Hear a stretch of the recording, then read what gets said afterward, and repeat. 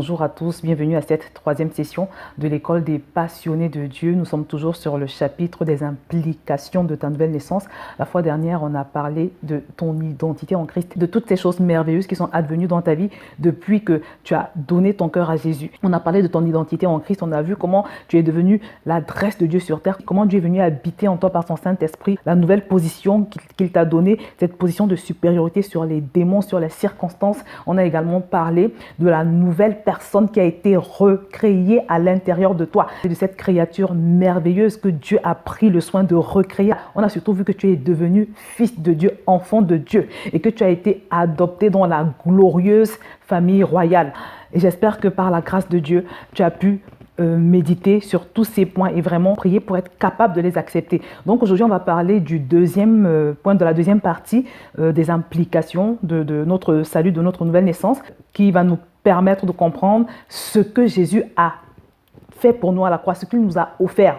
Par ta nouvelle naissance, tu as reçu une nouvelle identité, mais tu as également reçu 8 dons glorieux, magnifiques à la croix de Golgotha. On va parler de l'échange divin, de cette opération surnaturelle qui s'est déroulée à la croix et surtout de l'impact que cela doit avoir dans ta vie. Et je voudrais donc te dire, mon frère, ma soeur, qu'à cause de la couronne d'épines qu'il a blessée à la tête, à cause des coups de pied qu'il a reçus, des crachats, des insultes, des humiliations, des coups de fouet qu'il a reçus, des blessures terribles qui lui ont été infligées et de toutes les autres choses, tu ne vas pas être libéré, mais tu as déjà été libéré. Tu ne vas pas être guéri, mon frère, de cette maladie, mais tu as déjà été guéri.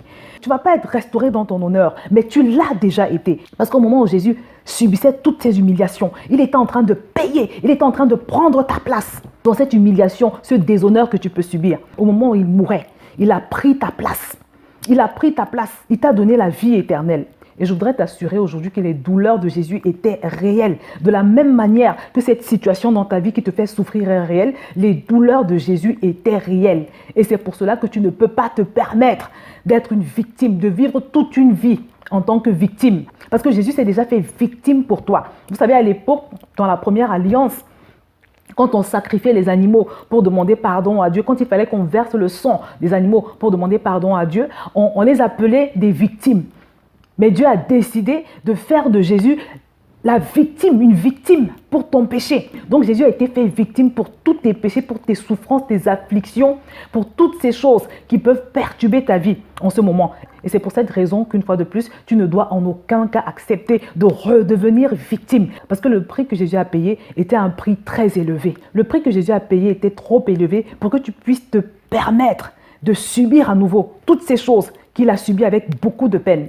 Le but de cette vidéo n'est pas de te donner des informations supplémentaires, parce que ce n'est pas l'information qui libère, mais c'est la révélation. Le but de cette vidéo, c'est de t'emmener à la révélation, t'aider à prendre conscience de l'enjeu de la crucifixion de Jésus. À l'époque où j'ai compris la puissance, ou si vous voulez la portée de ce que Jésus a accompli pour nous à la croix, je passais par une situation très difficile, une situation tellement pénible que j'avais recommencé à avoir des idées de suicide parce qu'avant de me convertir, j'étais on va dire, pourchassée par un esprit de suicide. J'avais beaucoup de pensées de suicide. Mais après ma nouvelle naissance, toutes ces pensées avaient disparu, elles étaient complètement parties. Mais à cette époque où j'ai découvert cette révélation, j'avais atteint un niveau dans la souffrance, dans la douleur, tel que j'avais recommencé à avoir envie de disparaître de ce monde. Je ne pouvais pas passer à l'acte, bien évidemment, parce que je savais que le suicide était un péché, mais je souffrais tellement que je me suis mise à chercher Dieu, je me suis mise à prier comme jamais auparavant. J'avais commencé à passer beaucoup de temps dans la présence du Seigneur. Et je me rappelle que c'est un jour, pendant que je priais, que le Saint-Esprit a commencé à me parler.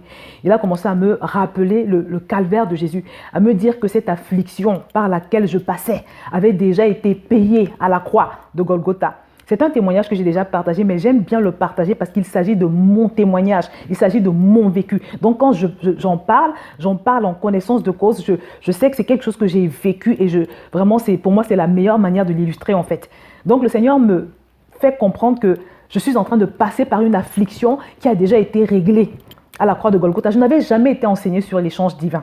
Comme quoi, quand bien même on ne reçoit pas des enseignements à l'église, quand on est proche de Dieu, il peut nous apporter des révélations. Il peut nous enseigner, nous donner des enseignements, même que le pasteur ne nous a pas donné. Donc le Saint-Esprit m'enseigne là-dessus. Et il me dit que je souffre parce que je suis dans l'ignorance. Il me parle de la puissance du calvaire de Jésus. Il me rappelle qu'il y a de la puissance dans le sang de Jésus et que je peux utiliser le sang de Jésus pour contrecarrer, pour neutraliser l'esprit qui agissait derrière ce que je vivais à l'époque. Donc le Saint-Esprit me révèle ce point de l'échange divin parce qu'on a vu qu'il y a plusieurs choses que Jésus a traitées à la croix, plusieurs choses qu'il nous a offertes. Mais là, le Seigneur me parle de la paix que Jésus m'a donnée. Il me dit, l'affliction que tu traverses ne doit pas être dans ta vie parce que Jésus a payé pour ta paix. Et en même temps qu'il me le dit, il me donne Ésaïe 53, 5, qui nous dit que le châtiment qui nous donne la paix est tombé sur Jésus. Il me donne ce verset. Et je reçois la conviction de le saisir, de l'imprimer et de l'afficher un peu partout chez moi. Et à côté de cela, il m'a demandé de prendre un jeûne de 2 semaines et de faire des prières de combat et de combattre essentiellement avec le sang de Jésus. Ce que j'ai fait pendant 2 semaines. Et je vous assure, mes bien-aimés, au terme de ces 2 semaines où j'ai combattu avec le sang de Jésus, où j'ai déclaré, Ésaïe 53, 5, que le châtiment qui me donne la paix est tombé sur Jésus, au terme de ces 2 semaines, mes bien-aimés, l'esprit qui agissait derrière cette situation et qui provoquait tant d'affliction dans ma vie a été vaincu. Il a été vaincu et mon affliction s'est arrêtée ce jour-là. C'est une histoire vraie que je vous raconte, mes bien-aimés. Et j'étais tellement choquée parce que je me suis dit, si j'avais su que je pouvais employer le sang de Jésus, si j'avais su que je pouvais mettre ma foi dans ce que Jésus a accompli à la croix pour nous, je n'aurais pas souffert pendant 7 ans. Parce que je vous redis que cette situation durait depuis 7 ans. Que j'avais pleuré, j'avais crié, j'avais prié, j'avais fait des jeûnes, mais je n'avais pas utilisé l'arme par excellence que Dieu nous a donnée, à savoir le sang de Jésus. Et même si j'avais utilisé le sang de Jésus, ce n'était pas en toute conscience, ce n'était pas dans un esprit de révélation. Parce qu'on peut prier avec le sang de Jésus et répéter des prières juste comme un perroquet sans comprendre ce qu'on fait et pourquoi on le fait. Mais là, le Seigneur m'avait expliqué, il avait pris le temps de m'expliquer que j'étais dans une affliction que je ne devais pas vivre en fait. Donc Satan m'a volé ma paix, il m'a usurpé ma paix pendant 7 ans parce que simplement, je n'avais pas fait le lien avec la paix que Jésus m'avait offerte à la croix. Même si je savais que Jésus avait payé quelque part pour ma paix, je n'en avais pas la révélation en fait. Et c'est pour ça que je le redis, l'information ne va rien faire dans ta vie. Mais c'est la révélation à partir du moment où tu comprends ce que Jésus a fait à la croix, ce qui s'est passé, que tu le reçois, que tu observes la différence que ça fait dans ta vie, que véritablement tu expérimentes la libération. Donc mon frère et ma soeur, j'ignore par quoi tu passes en ce moment. J'ignore quelle est cette chose que Jésus a payée à prix de sang pour toi à la croix de Golgotha. J'ignore quelle est cette chose que Satan a volé dans ta vie. Peut-être qu'il a volé ton honneur. Sache que Jésus a été déshonoré à la croix. Il a été humilié pour que tu ne subisses pas ce déshonneur, cette humiliation. Peut-être que tu passes par une situation de maladie. Sache que Jésus-Christ a payé pour ça. S'il a tant souffert dans sa chair, c'est pour que tu sois libéré de toute forme de maladie. C'est pareil pour les malédictions. C'est pareil pour la culpabilité. Si tu souffres de blessures, de rejet, sache que ce rejet n'a rien à faire dans ta vie. Quel que soit le nom de la situation que tu traverses en ce moment, je voudrais que tu prennes véritablement conscience du fait que si Jésus a souffert, s'il a tant souffert à la croix de Golgotha, c'est pour t'épargner. C'est pour que tu sois épargné de ce genre de choses. Peut-être c'est un péché chronique qui t'afflige depuis des années, tu n'arrives pas à t'en sortir. Sache que le calvaire de Jésus avait également pour but de te libérer complètement de toute forme de péché. Il faut simplement que tu prennes conscience que le fait qu'il ait été mis au nombre de malfaiteurs, au nombre des pécheurs, qu'il ait été traité comme un pécheur, qu'il se soit fait pécher à la croix, avait pour but de te libérer, avait pour but de faire en sorte que plus jamais le péché n'ait de domination, de pouvoir sur toi. Donc tu dois entrer dans cette révélation, comprendre que Jésus s'est substitué à toi. En tant que pécheur, en tant qu'homme qui a vécu l'humiliation, en tant qu'homme rejeté, en tant qu'homme maudit. Parce qu'à l'époque où il a été crucifié, passer par la croix, c'était un signe de malédiction. Tu dois comprendre qu'il a été troublé dans son âme, il a été tourmenté dans son âme pour que tu puisses avoir la paix. Jésus a tout payé, il a tout payé et il a subi une torture terrible pour t'épargner cette situation que tu vis. Et une fois de plus, si tu acceptes toutes ces choses sans rien faire, sans invoquer le sang de Jésus, sans déclarer la parole de Dieu qui nous démontre qu'il a payé cette chose à la croix, ça veut dire que tu es en train de dire, c'est comme si tu disais à Jésus qu'il a perdu son temps en fait. Donc mon frère, ma soeur, on va regarder une vidéo qui a un extrait du calvaire de Jésus. Et pendant que tu regardes cette vidéo, je veux que tu prennes conscience de la portée du prix qui a été payé. Parce que pareillement, pendant que je souffrais, c'est quelque chose que je ne vous ai pas dit tout à l'heure, dans la période où le Seigneur m'a révélé que je ne devais pas repasser par l'affliction parce que Jésus avait déjà payé pour l'affliction, parce que Jésus avait déjà été affligé. Pendant cette période, je me rappelle qu'un jour, mes enfants ont mis un CD qui était celui de la crucifixion de Jésus. Donc je suis arrivée dans mon salon un jour et puis je me rends compte que le film de Jésus passait. Je me suis assise et j'ai regardé. Et pendant ce temps, je vous assure que c'est là où mes yeux se sont ouverts en fait. Parce que le Saint-Esprit a commencé à me montrer. Il y a quelque chose en moi qui me disait, regarde le prix qui a été payé. Parce que les images du calvaire de Jésus sont quand même assez violentes. Donc quelque chose en moi me disait, regarde ce qu'il a payé. Est-ce que tu vois là, c'est vraiment passé? Donc ce jour où je regardais cette vidéo, il y avait eu comme un nouveau déclic en fait. Un nouveau déclic et il s'est passé quelque chose parce que je me suis dit non, si vraiment il a vécu tout ça, il n'y a aucune raison que j'accepte de repasser par l'affliction.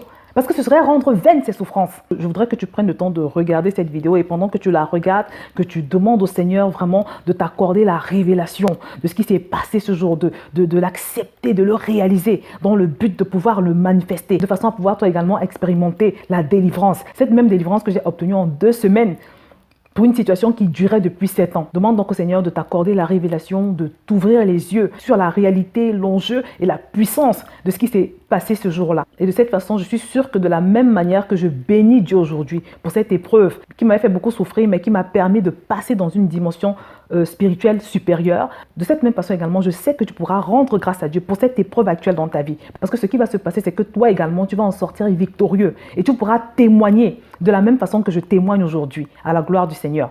Je t'invite donc à prendre le temps de lire cette vidéo et je te souhaite une excellente méditation pendant que tu la regardes.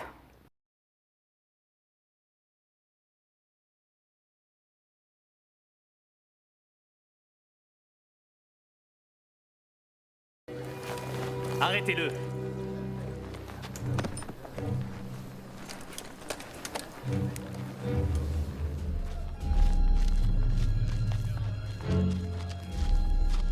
Gardez-le bien. Les soldats l'emmenèrent dans la cour, le brutalisèrent et se moquèrent de lui. Et voilà le manteau du roi! Dis-nous ce qui va se passer. Est-ce que tu vas nous sauver, Majesté? Est-ce que tu vas nous sauver?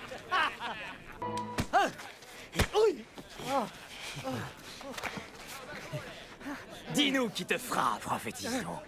Qui va te frapper? Arrêtez! J'ai dit arrêtez! Emmenez-le au conseil. Allez!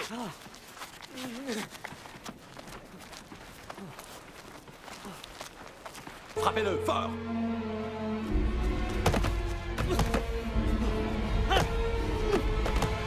Envoyez-le à Pilate. Nous sommes dans sa province. Fouettez-le!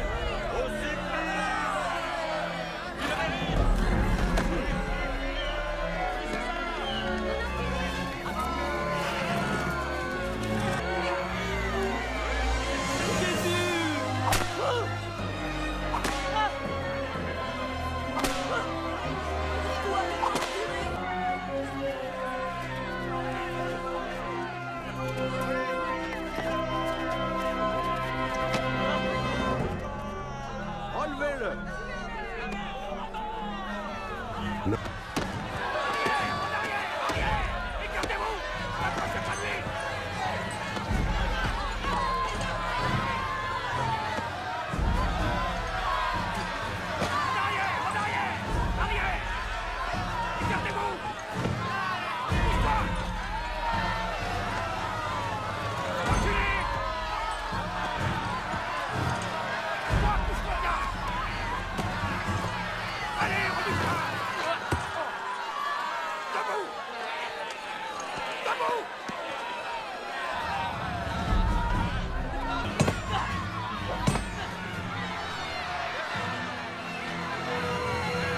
Porte-la!